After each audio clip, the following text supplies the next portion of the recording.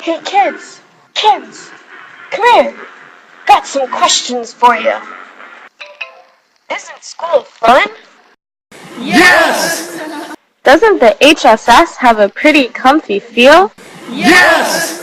Don't you just love the lighting and awesome air conditioning system? Yes! Ever think that maybe you could make do with much less of those luxuries? No. Well, you can!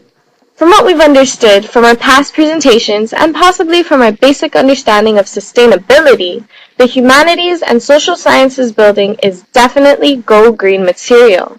The question is, why aren't we doing it? But before we get into all of that, let's explain the concept of sustainability. But what is sustainability? Great question, Kimmy. Sustainability means that things can keep going, can sustain themselves, can continue into the future and go on forever. From a human perspective, sustainability for our planet means that it can continue to do what it was designed to do: provide fresh air, clean water, produce food, and allow us all to have a high quality of life forever. Unsustainability means that it cannot, and that is where we are now. 20 years ago, scientists in Sweden developed a definition for sustainability with 4 basic principles. These can be seen as the care instructions for our planet. If we follow them, it is good for our planet. And because we're part of the system that is our planet, it's good for us too. The care instructions are as follows: reduce our dependence on fossil fuels and heavy metals, reduce our dependence on synthetic chemicals that persist in nature, reduce our destruction of nature, ensure we are not stopping people globally from meeting their needs. Demand for the Earth's services, clean air, water, food, increases as the population increases and living standards rise, but the Earth's ability to provide these services is declining because of the way we're living. In our search for prosperity, growth and success, we are destroying the system that we as humans are completely dependent upon: nature. We humans have become a threat to our own way of life. The Earth is a system and everything is connected: society, environment and economy. To live sustainably, we need to follow the 4 care instructions and apply them to everything we do at home and at work. If we can follow these care instructions, we can work together to be sustainable. We will all have a better quality of life. We'll waste less, we'll pollute less, and we'll create more things we value in society, while improving our planet's chances of providing us with the very things we need to survive.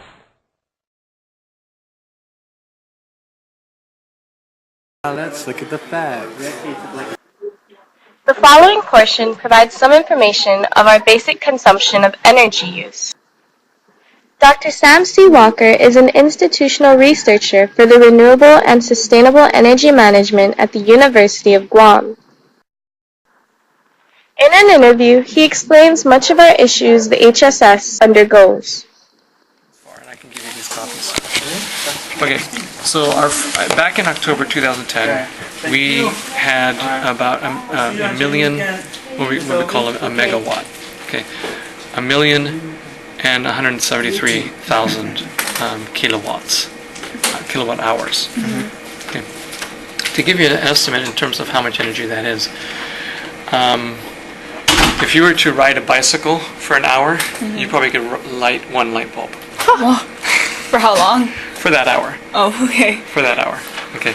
So when you stopped riding that bicycle, the light bulb would dim. Oh, that's so funny. Okay. Now we are trying to do using energy efficient lighting, weatherization, conservation of energy, energy efficient appliances, etc., to reduce that. So basically, what we're trying to do is now say, okay, now I only need to ride that bicycle for 10 minutes. So basically, what results is that what we can now do with that same amount of energy is if we can reduce it down to a 10-minute bicycle ride, we can actually have 5 more light bulbs going. Now, the idea is not to consume more; it's actually to consume less. Yes. But we can actually use our time more effectively now in terms of energy efficiency, weatherization, energy appliances, efficient energy appliances, etc., and reduce the need for someone to be riding that bicycle 24/7. Or in our case, 1 million bicycles. So when we look at this, what we see is an actual reduction. So we see 1 million, and we see 1,170, 1,999,000. Okay. Back in February, we had a low rate. Now that's simply because, in reality, we only have 28 days. Yeah, that's what I was thinking. Yeah. Okay, now April we jumped up again. This time it's because they actually measured 33 days worth instead of 30 normally. Okay. But these are our average kilowatt consumption, and these are the differences. So you can see that we've been going down. So we had 7% from last year, and then we had 0% change, and then we had a 3%, a -2, a -10, a -4, and then we jumped up to 7. And we're trying to figure out why we jumped up. We shouldn't have jumped up like that. In overall year, we actually went down 1% from last year.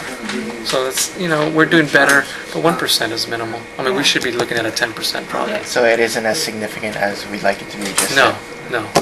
And part of it, I mean, we've got all our lights on. It's cool in here. See, one of our main problems is that we're fighting an air conditioning mentality that everyone has to be cool. Okay. The temperature is not really our issue here in Guam. Humidity. It's her humidity. So we have a machine that's designed to be an air conditioner. So it conditions the air or cools it. But it takes the same machine that brings in this very humid air, or it's called RH, and we have to reduce the humidity in order to make that air even with a an 82 degree temperature, which is actually comfortable. But we have to reduce it down to 72 degrees. Plus, we also use an air conditioning to push all that air around. So what happens is that we're using a machine that was designed for one thing to accomplish 3 different tasks. The efficiency rating of an air conditioner pushing air is not very efficient. To take the humidity out, it's also not very efficient. But what can we do? Mr. Walker? If we had a dehumidifier and an air conditioner and a fan unit, we actually would have 3 different units, but we would reduce all of that in terms of energy consumption, because they would be efficient machines. Does that make sense? But you would have to buy new equipment though, right? Yes. So how long will it be until we pay it off? Well, depending on how high prices go in terms of energy, and also depending on the energy efficiency of the appliance. If you get a really efficient appliance, it probably is a little more expensive on the long term. But within 3, maybe even 5 years, you would have that payback. Plus, then from then on, okay, you've already paid for your machine in savings, but then from then on, you're not paying these exorbitant prices. And this would be the central one, like a centralized dehumidifier or something? Well, each unit would have to have something like that. Okay. Right now, we literally take the air straight out of here, condition it, and then pass it all through the room, and then blow it straight out again. It's like, what? If we were to recondition the air that we already have in the system, that might be a better prospect as well. They were checking out the building on the other side, and I can't remember the rate, but basically they said you could take a shower with the amount of humidity that was being extracted. Ooh. There was that much water being pulled out of the entire building. That's your bill this month.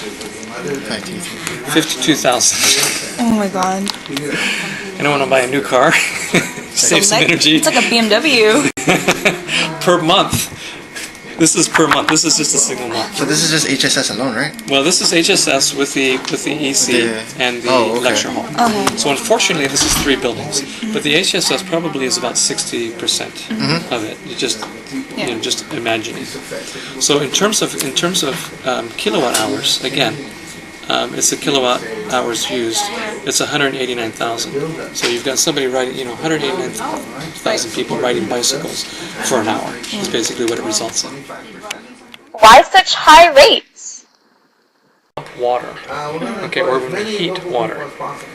Those are 2 huge consumers of electricity. The reason is because if you basically think about it this way, if I have a windmill, okay, the air that passes through there basically allows that thing to turn and generate electricity. With water, I'm actually cubing the amount of energy necessary to move that water. So I'm taking electricity, and even if I'm taking it from wind or solar or from cabras, I'm having to basically cube the amount of energy in order just to push that water. Now, if I were to do it mechanically with a pump, like an old windmill, okay, I'm actually able to far more efficiently move that water than if I were to do it electrically. So what we're doing is we're actually pumping a huge amount of water.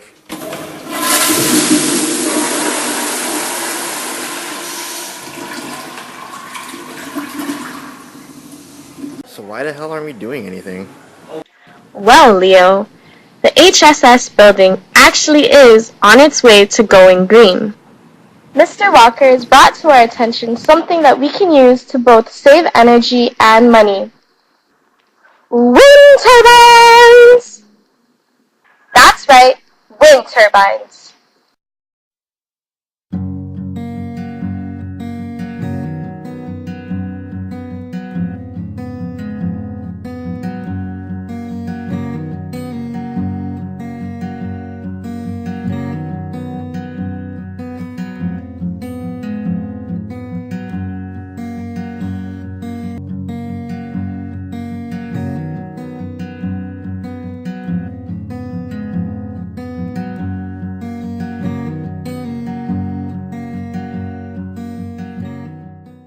Fuel recovery charge.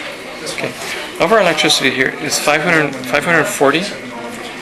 289 of that is just for the fuel. That's just the fuel costs. That's how much it costs for GPA to, crank their tanks. Okay. So we've got these different units here that pay for our electricity. So we have one rate for our first number of hours, and we have another rate for our second number of hours. Okay. Then there are other small charges, etc. But you can see how much goes to basically just pay for the fuel for our energy. So if I were to have a power system on my house, what I could do is I could take this down, and basically I'm paying this $9.33 and this $5 and another $5.20 and stuff like that. So eventually it comes up to about $30. Oh, not bad. And so I'm not paying anything in terms of my energy or in terms of my fuel surcharge. Yeah, the wind turbine basically produces all that energy for me. Okay, but don't think it's that easy, kids. So there are other things that we can do. For instance, when we talk about weatherization, if we were to put a film on our windows, okay, you go and fill the windows at 10 in the morning where the sun has been directly on it. The window itself, just the glass itself, can be 100 degrees. Well, then immediately within your wall, okay, I mean, when I come into this room here at 7:30 in the morning, for instance, I can check here where it's been shaded, and it's about 65, 68 degrees. It's cold, okay? By about 10 o'clock in the morning, I can go and I can check that window in that room there, and it's 110, the window itself. And I can still come out here and check, and it's 72. Now, what's happening is that there's constant solar heat gain, both from the cement and from the windows themselves. If I can prevent the solar heat gain, then I don't have to cool as much. You see what I'm doing? You see what I'm saying? Makes sense. So we have to do the weatherization process as well. Part of that is we can even find paint that is more conducive to reducing solar heat gain. But here's our problem. If we were to go out just outside here, what we would see is that we've got two levels of parking lot, a street, and another level of parking lot. And that absorbs a tremendous amount of heat, and it creates what's called an urban island island heat effect. So as the wind comes across from the ocean, it's quite cool. Okay, less than 82 degrees. Comes through those trees. It actually is cooled down to a point of probably 78 degrees. It's very, very, very pleasant out there. It hits that parking lot. And by the time it hits inside here, it's another 10 degrees hotter than the ambient temperature all around. And again, then we have to cool all of the time every time we open the doors. So there are things that we can change, and the things that we should be changing in terms of how we perceive energy and conservation. The energy we don't need to produce is the cheapest energy of all. So what happens next? Okay, go back to our bicycle example.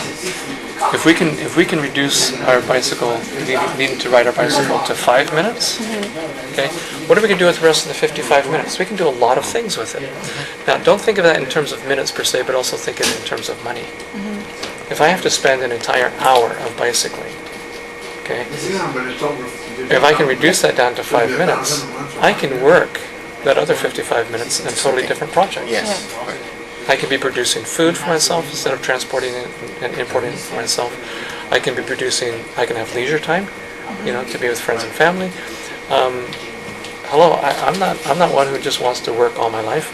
I enjoy myself. I enjoy my time, and we live on a beautiful island. Let's enjoy it. But we're constantly working because we're basically tied into not only an infrastructure, which is antiquated, okay, but it's also dangerous. How many times do people drive into a pole and get killed? Okay, that's part of electricity costs, is it not? So when we look at electricity primarily in terms of how much it's costing us now, it will go up. There's no question about it. And also in terms of how we transport ourselves. Everyone gets in their car and everyone goes wherever they want.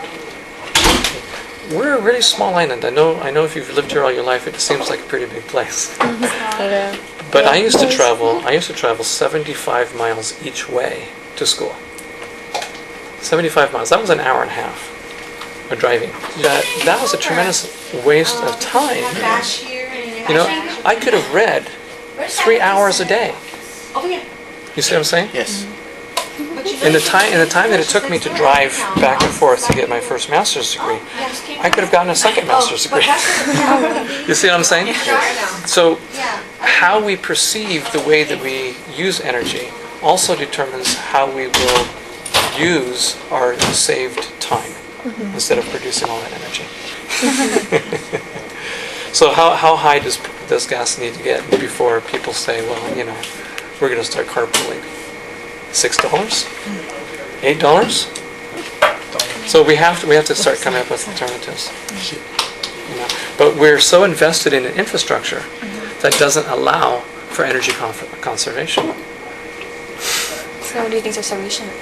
The solution is actually to start creating alternate policy, transportation policy, energy policy, even in terms of how we consume.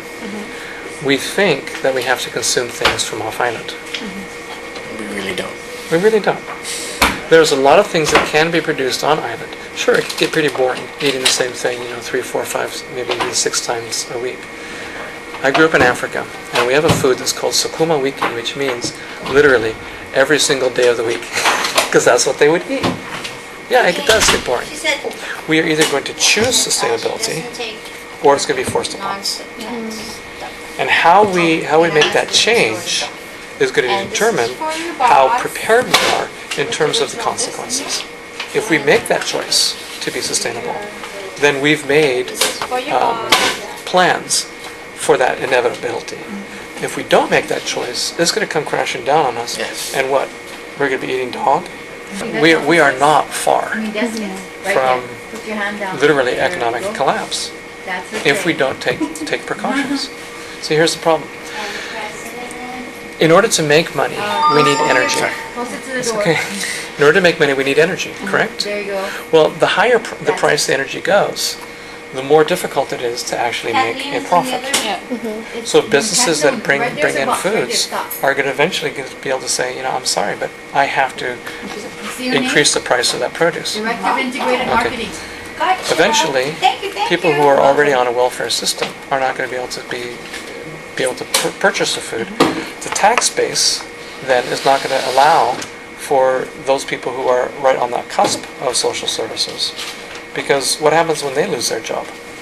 Or they can't travel because it's too expensive.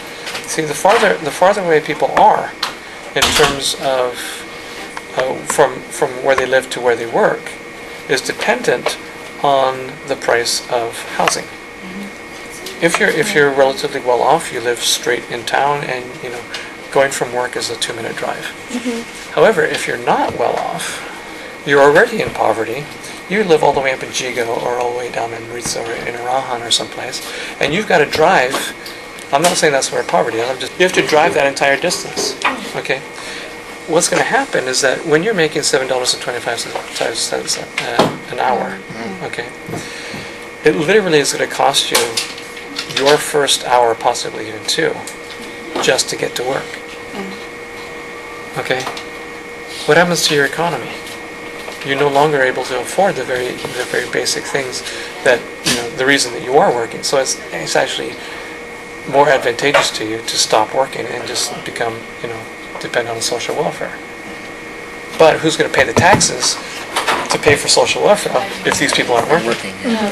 You see? And then all of a sudden what we have is an increased burden in terms of people dependent upon social welfare, but a decreased revenue source in order to pay for those services.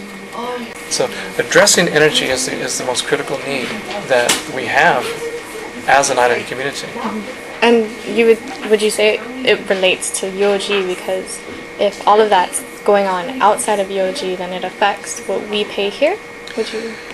To a certain extent, yes. I mean, eventually, we still have to pay our electricity bill. And it's with the electricity bills going up. Yeah. We still have to cover our costs. Right? Anytime we bring in anything, anytime we use equipment, that cost goes up as well. Everybody pays. Everybody pays for an increased energy costs.